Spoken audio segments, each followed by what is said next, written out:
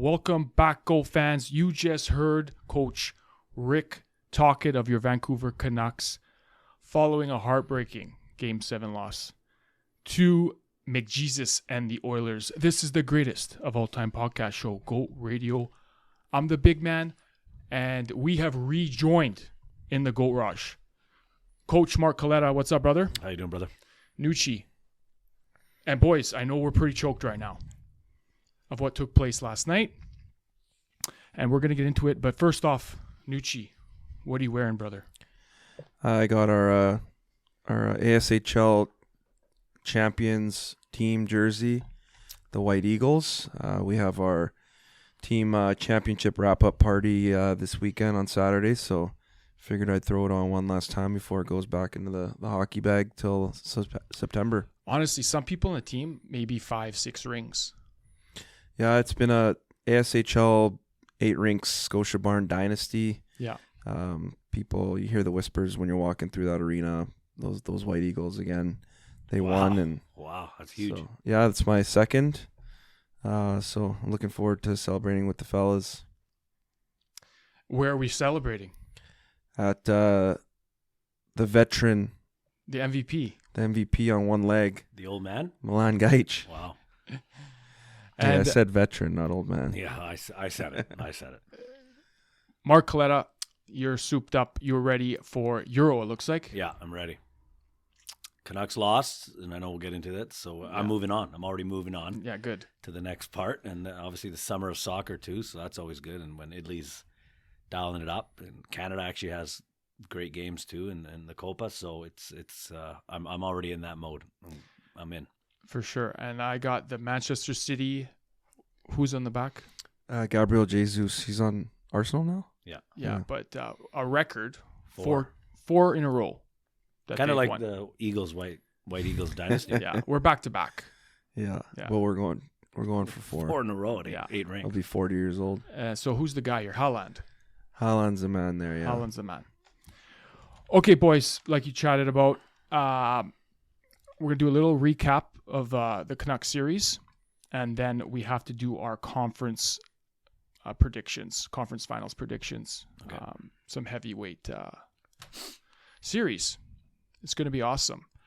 Canucks, like I said, lost in Game 7, guys. A total dagger. First off, I got to say, they exceeded expectations, guys. We have to go back to that. In October, none of us gave them a sniff, actually. Yeah. Really? I remember saying 50-50 that they'll make playoffs. There was too many question marks. So when that happens, it's kind of like most likely not going to make playoffs. But guys, they put the city in a little frenzy here. It was awesome. I think if you looked at the last 2 years, right, with Green, then transitioning to Boudreau, little Boudreau bump, and then the start of that season, I mean, it was disarray. I mean, they didn't have, dollar short and a day late, maybe. Yeah. I think, and then Tocchet comes in. I think when you listen to a lot of the press stuff going into this season, just the way he chatted with the guys after the season. Besser was on the fence. Garland was on the fence. Mm-hmm. Their D-core, nobody had a clue what they were going to look like. And I think the messaging was be in shape, come ready to play. Yeah. And they did. And to me, it made a couple changes. Rutherford and Alvin did some good things. And all of a sudden the lineup changes a bit, and Demko's a beast. And you're sitting there going, holy shit, this is not a bad team halfway through the year. And you're right. Surprised everybody. Nobody had a clue that they'd be that good.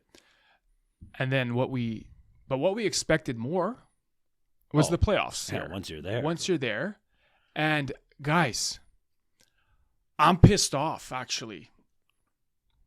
I didn't want to say it before the pod, but that was a brutal Game 7. We had a brutal Game 7 in 2011. 13 years later, it was just as shitty. And people want to say, oh, they came back. It was a good ending. It was. But honestly, it should have been 8-0. Yeah, it could have been. And the series could have been over a lot quicker, too. If they had any kind of decent goaltending early on in the series, it would have been over a lot quicker.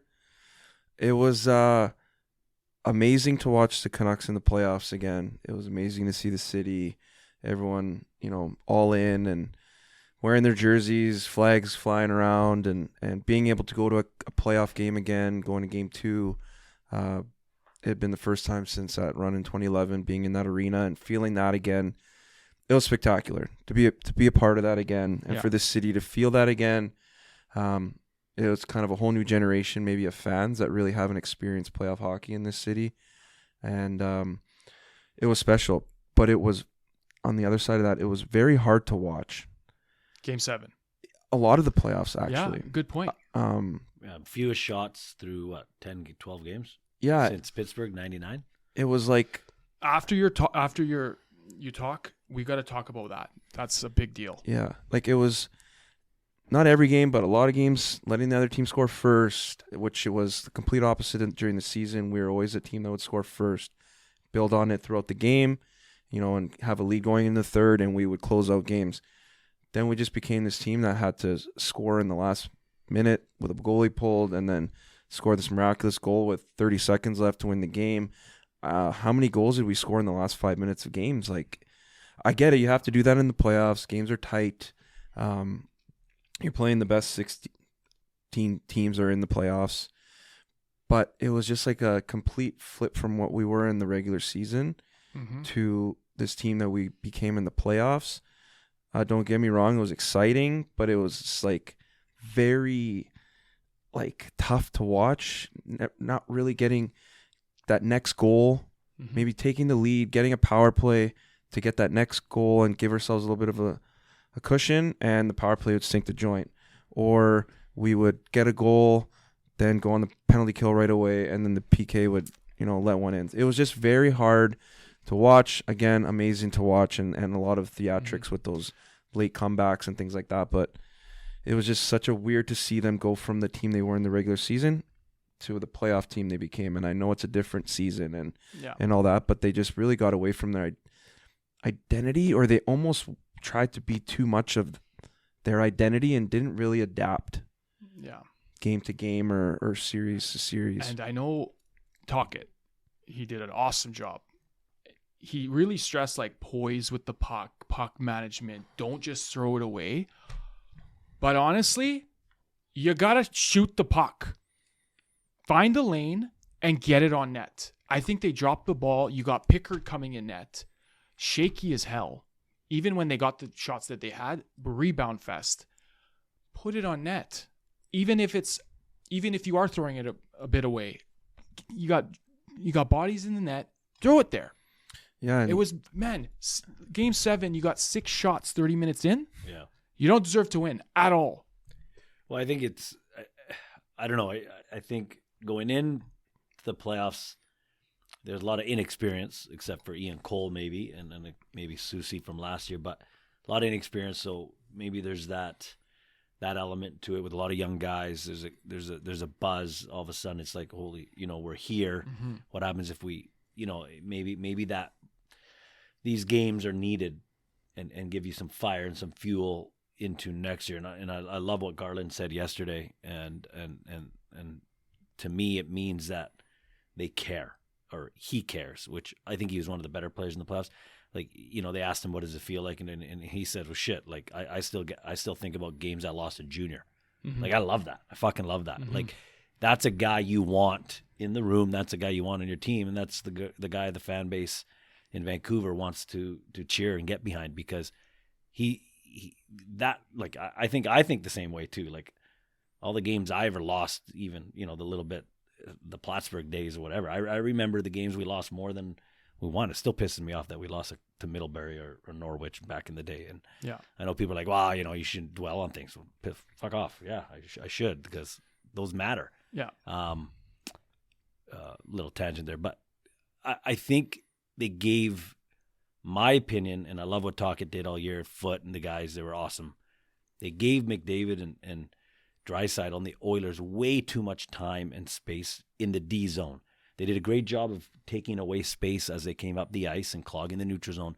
But once the Oilers got the puck in the zone, Canucks didn't really move or attack or be aggressive, especially below the hash marks. And Jimmy Camazola and myself would chat a lot during the games, and even obviously I bounced a lot of ideas off him. And it was just it didn't matter if it was Draisaitl, Perry, Kane, McDavid himself, they were watching. And I think they had to be a little more aggressive in those small areas, lay a little bit more lumber, lay a little bit more, but you got to have a little bit of dirty nastiness to you in the playoffs. And I didn't see that on those guys. Like Hughes got ran from the first Nashville game right up into the last Edmonton game. And you could see he was a shell of his regular season self. Yeah. And you mentioned like inexperience.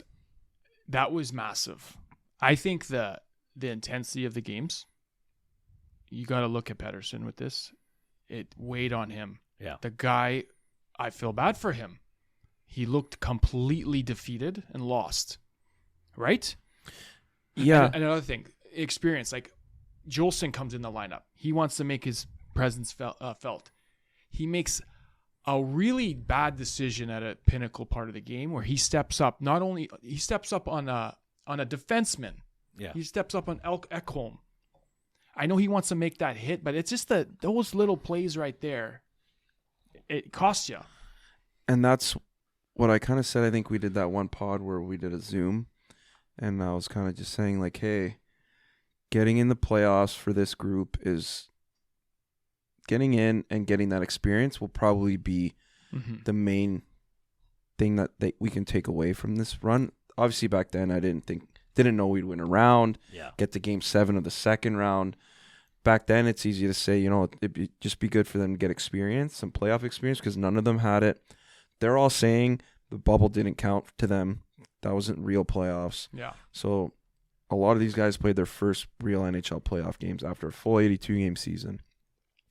And that experience showed, but it's very important for them to go through that, and it will bode well going into the future if they're able to, be the same kind of team and get themselves back in the playoffs. And I think you're right. That experience, instead of embracing it, they let the moment consume them. Yeah. And I think a lot of guys played with that fear of making a mistake and maybe being a little apprehensive at times. And I don't think you can play that way. I think you got to be a little more free-spirited and you might as well swing first. I mean, the Oilers knew what they were going to do, and obviously you got the two biggest guns in the league, and so everybody has a plan until you get punched in the face. I think the Canucks should have punched first instead of always be reactionary. I will say this: I mean, in a coach mindset and maybe stepping out of being a childhood fan of the Canucks and being a guy who loves the Canucks and what have you. How does it weigh on you when you're a player and you have a tender in your net that's just a complete beast? You automatically play a different way. I don't care what people say. As a coach, as a player, the normal fan or just sport watcher or whatever won't understand and appreciate how much more loose you are as a player when Demko's in net. Because and it didn't matter to Smith and Silvas. Awesome. Yeah. Tremendous. Nobody's disputing that. But how much does that weigh on the team? All of a sudden, your stud goalie, first game, okay, see you later, he's out. And you're sitting there going, okay, well, what the hell? Yeah. And so does that has to weigh on them. And it has to weigh on the coaches too. Yeah. It's adversity that they had to go through. There's that. The Smith going down next game. Yeah, another one went down. Pettersson, your $12 million man is not playing. A ghost. Yeah. Then, obviously, at the very end, your 40-goal scorer and the guy leading your team in points in the playoffs. Oh, he was a beast. Is out of the game for Game 7. So that's a was lot shock. of adversity on a very inexperienced team to go through. How much of a shock was that?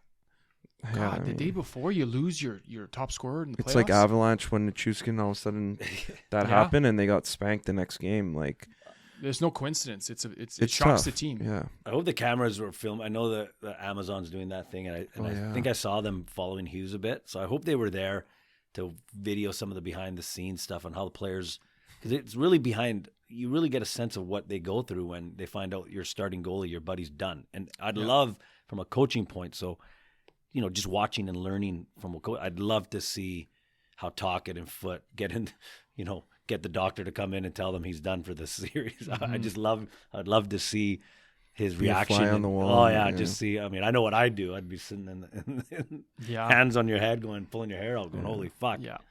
But and And Hughes, he got outdone by Bouchard. Let's be frank about that. Yeah, Bouchard didn't get touched. Didn't get touched, and he won him some games. But the media, can we go to the media though? How Okay. Edmonton bias is this media? Oh, Like Sportsnet, Gazdich? TSN, It's everybody. Gazdich. It's just constant love fest with every Yeah. Edmonton Oiler. Like, that's great. Why is that? They still haven't fucking won. Was Zadorov right about Yeah, I think protecting so. their I think investment? of course it is. Well, I don't know about that, but it's just like this fawning over Draisaitl and McDavid, and it's just like, okay, sweet, like I get it. Like they don't even do that with the Leafs. I don't think. I mean, Well, it goes Leafs, and then I think it goes McDavid. Because we're talking about McJesus, guys, Yeah, it's more about. and he's the man. It could be on any team in that panel we'll Yeah, he's talk good. about. He's the man. And you said he wasn't that effective. He won, one game he totally dominated, but I mean, the stats on his production are pretty good if you look at the analytics of him. I mean, there was 2 out of the 7 games that he was really dominant. The other, they held him in check. that's what I mean. Though they held him in check, but he still is. Well, this is where has the puck. This is Him and Draisaitl have the puck all day. Well, and this is what I would say. It's not like they can't go more aggressive when the other lines are on the ice, and they still played that same style. Like I said, even when Perry or Fogle or whoever Carrick had the puck, like it was like, okay, McDavid and Draisaitl are on the bench, green light. This it's the old junior hockey style. Like the fourth line dumps and changes, everybody else can play. Well, switch it up a bit when they're not on the ice. Everybody's attack mode. I just thought. Again, but yeah, the media stuff just drove me nuts. It was like, wow, they're just loving it. Yeah. A couple more things. A lot of referee talk this series. How do you guys think the refs were? And you mentioned about Tim Peel had a nice little tweet. And what did he say, if you remember? Yeah, we commented on him too there on his tweet. He said someone had come up to him and said that if he would be interested in maybe live watching a game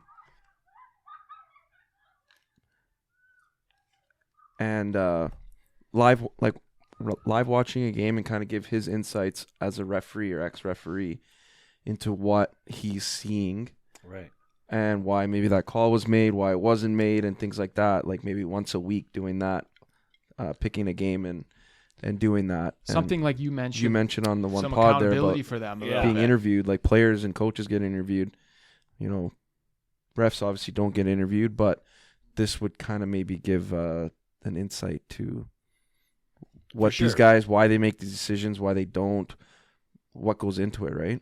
So that was pretty cool because obviously that got brought up because of the refereeing, and he was kind of on there a lot, tweeting out, not covering for these guys, but kind of backing them up on certain calls and decisions that were made that people were bitching about. And refereeing, I think it's just more out there now. Calls are posted everywhere, the video of it, different angles, slow-mo and this and that, and it's tough to make that decision at the speed this game's played in. And the PP is such a big deal in this time. Yeah, of age. special teams. I think special teams won that series again.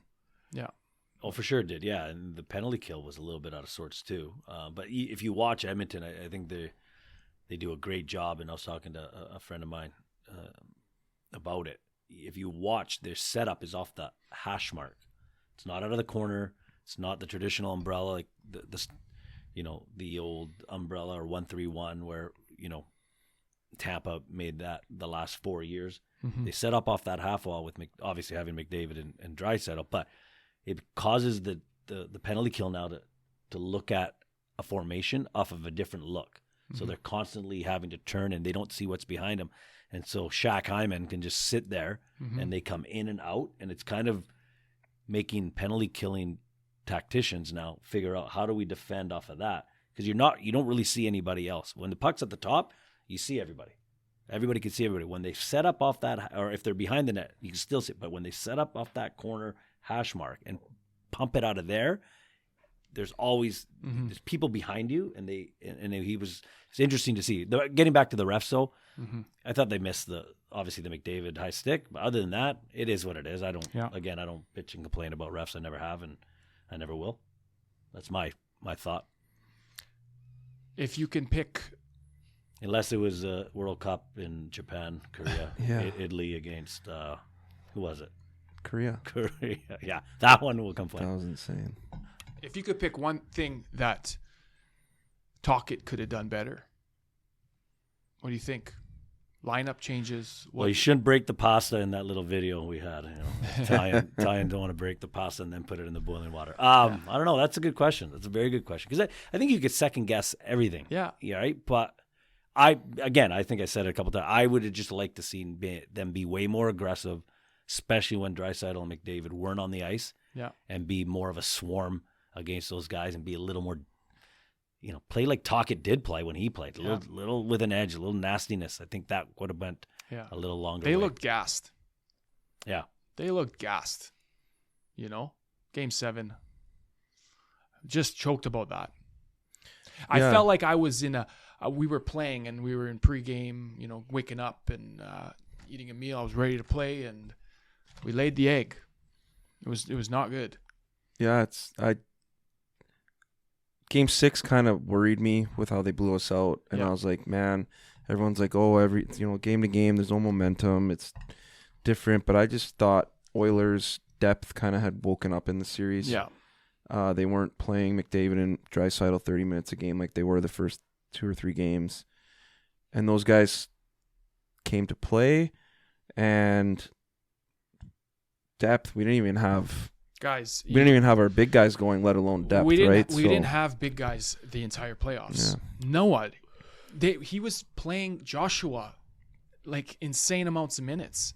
He was the guy who's throwing out. Garland, he was a bright spot of the team. I wish we could have had 2 more of him, man. Hughes and Pettersson are arguably your 1-2, and they had how many points combined? Wow. I don't even know if people are going to say 17, that right now. 3 17, I think. points in the playoffs? Hughes had 10 assists, and Pettersson had, I think, 7 points, 1 goal and 6 assists or something in 13 games. Oh, sorry, I was going to say goals. Goals, not 1. 1. Between the 2. And we're going to, Yeah, it's tough. It's tough when you look at that. Those are your guns. It's like 40-something power plays they had. No, it was. And between the 2 of them, there's 1 goal? Disappointing. And we plan on having an actual extensive Canucks pod to maybe talk about maybe some injuries will come out in the next week. Yeah, they have their meetings on Thursday, their exit meetings, and Friday? Thursday, their media availability. Yeah, okay. On Thursday, we'll get to hear about more stuff that went on. Starting to hear already, like Demko would have been ready for Game 1 of the next round if they had gone through. Yeah. They had a decision actually to almost make for Game 7, but I'm kind of excited about just listening to some of these guys right now talk about the free agent market, like who's restricted, who's not, how much money is it going to cost this guy, that guy to keep. That's what we also want to bring into the pod. That's a good pod, yeah. Okay, so you in on that one? Yeah. No, I'm always in. I don't know how savvy I am when it comes to the numbers. We're not GMs, but we can say who we want. Who should we let walk, or who should we look at? Is free agency. Is Roenick an $8 million D man? Petey for Marner, straight up. And we're gonna get fans to send in some questions about it as well. That leading up to it. Gold fan questions and requests. Yeah. All right, boys. Let's do some predictions. We got just 2. All right. All right. You're gonna start with the West because we're talking about Edmonton right now.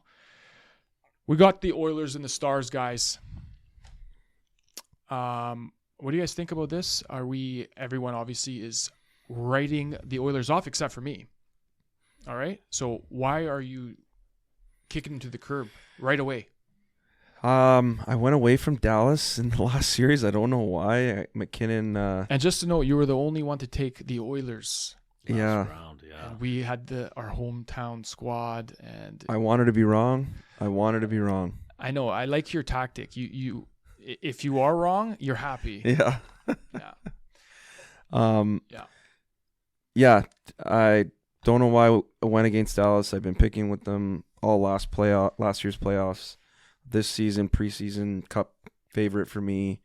I went with them first round. I don't know why I picked against them. It was the only thing I got wrong, but they have gone through 2 kind of wagons. Yeah. It shows how good they are, but I don't know they're how healthy they are. Your boy Rope, he's out for the playoffs. It sounds like. Wow, he's Rope. out. I think he's done for the Mr. playoffs. Roper. Okay. But man, they're good. They're really good. Yeah. They got home ice. They got the edge in every category. Goaltending, Yeah. D. But, Yeah. guys, McDavid.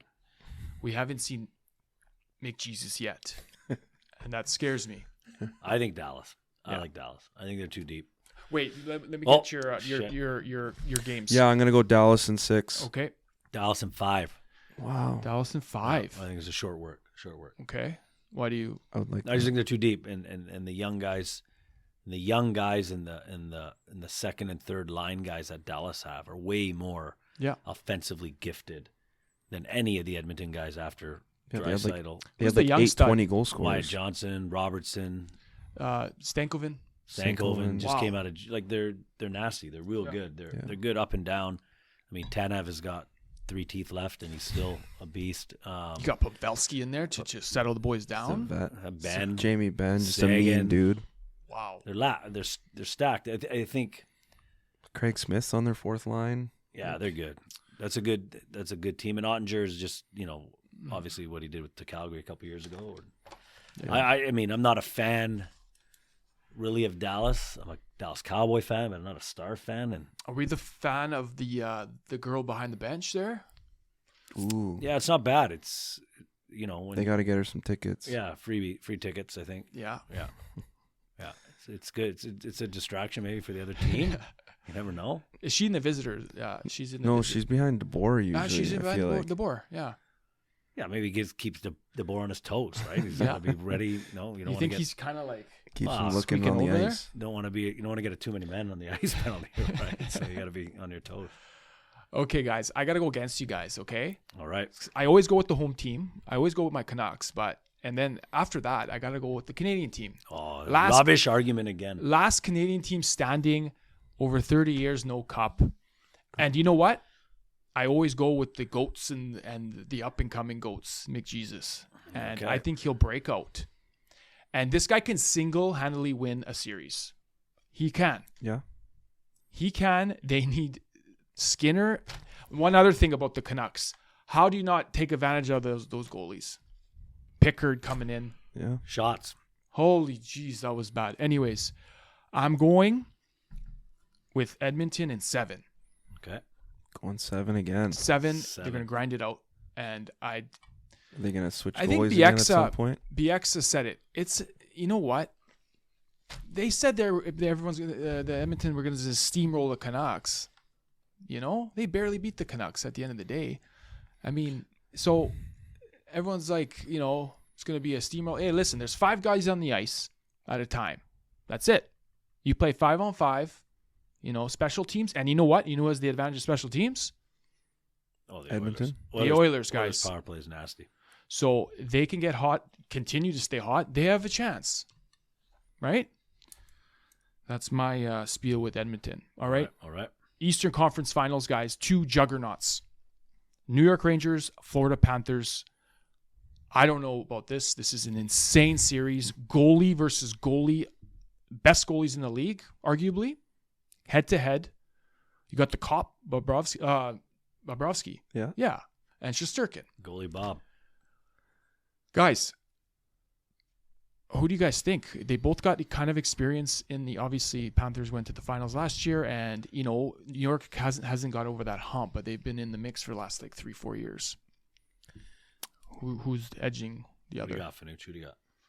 I got the Panthers in 6. I think they're similar to Dallas. I think they're just very deep. Mhm.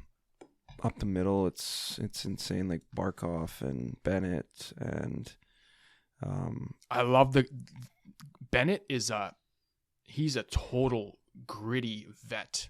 Everyone and just a chirped him. playoff guy. He was he 3rd overall? Yeah. And everyone chirped him for not living up to him being a goal scorer, whatever. But he's played a wicked role. He's played like 15 years in the NHL, or he's going to play 15 years in the NHL. Dominique Marchand. He took him out. Sucker punch. Yeah, it was soccer punch. That was legit soccer punch. Yeah, That but was Marchand's that's something you medicine right there. Marchand said it. Trying to injure guys. Yeah. And he shook his hand after the series, and that's it. Away he goes. Yeah. Yeah, there should be fireworks next year for that one. What do you think Bennett said in the handshake? Sorry for knocking you out. He's Like, like, hey, I didn't- gave you a didn't- taste of your maybe own he's- medicine, man. Maybe he's like, I didn't mean to hurt you, but I got you. I got you good. Finally, someone got you. Yeah. Wow. So you're going Rangers? No, Florida. Rangers are awesome. Sorry, Florida. Igor's unbelievable. I think they got heavily outshot in a lot of those games against Carolina, and they rode Igor pretty good on that. They got pretty lucky to not go to Game 7 there with that 4-goal comeback in the third. Kreider. I thought Rod the Bod, buddy, was going to rally the squad. Rod the Bod's in Cancun right now with his shirt off. Sure, the Leafs were waiting on Rod the Bod, and then they hired Berube right away. And Well, they talked to 7 coaches, I guess. could they have talked to him though? I don't know. I would have went Rod the Bod. If I'm Toronto, I'm waiting for Rod the Bod. Yeah, but he got an extension, though. Now he did, yeah, Yeah. right away. So, and then what about, coaching, but what about Quenneville? Are they gonna Still on the market. Someone getting Quenneville? He's still not Cleared. He's got to be cleared by He's the not NHL. reinstated yet. Okay. Who do you got? I'm gonna go because I think I got to catch Fanucci in the point race here. I'll go Rangers, even though I don't like the Rangers. We'll go Rangers. I think I did pick them up. Yeah. So I'm gonna stay with the Rangers, and we're gonna go easy work. Rangers in 5. Wow. Did you pick 7? We did a post. Did I and pick 7? You picked 7. I'm changing it to 5. Oh, okay. Did you post it yet? I posted it. Do I get to? Okay, I keep it at 7. We'll keep it at 7. I like the Rangers no matter what. I just But 5. Wow, that's a statement. yeah, man. I gotta went 7. change it up. Did I say 7? Okay, keep it at 7. That's fine. Maybe, I'm the only maybe one. he knows something. Am I the he only knows one? something. I'm the only one with the Rangers, though, right? Yeah. Yes. What's the insider information you got Mind there? games. Oh, I Here. just like the Rangers. I like Maurice, but Bobrovsky got Yeah. shut down or what? I like Kreider now. I like Kreider. I'm a fan.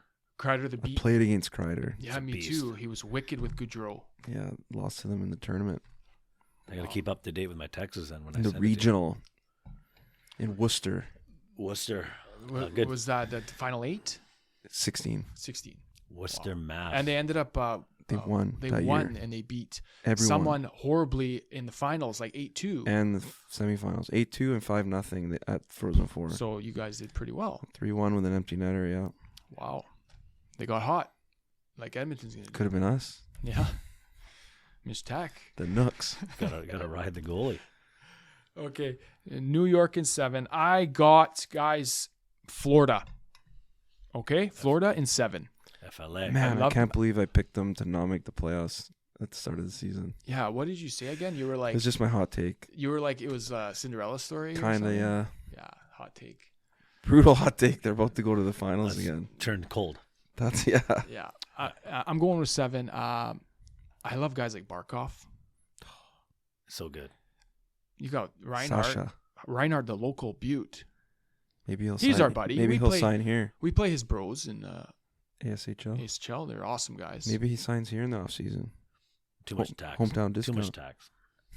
Yeah, he wants to stay away from here, man. Okay, boys. Well, we're pumped for that, and let's watch it in the Gold Rush. Yeah, we got to watch some games.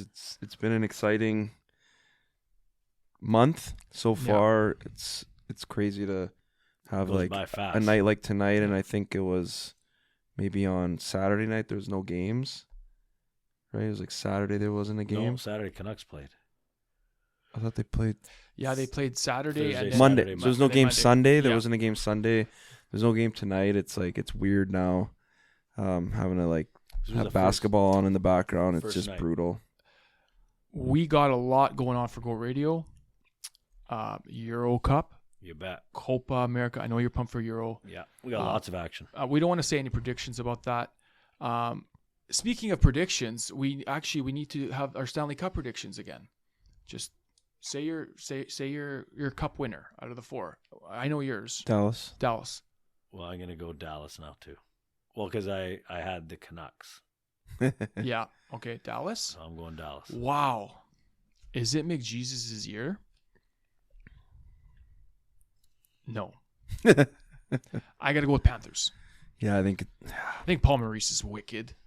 All right, His pressers are great. they're the best. He needs Amazon following him. Oh, Yeah. for sure he does. It'd be awesome.